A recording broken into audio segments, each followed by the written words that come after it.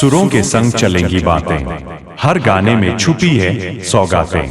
Multi track digital recording के लिए Swar Patan studio, Kurmi Bhavan के पास, खर्रा, पाटन, दुर्ग, छत्तीसगढ़। Mobile number 6261339301।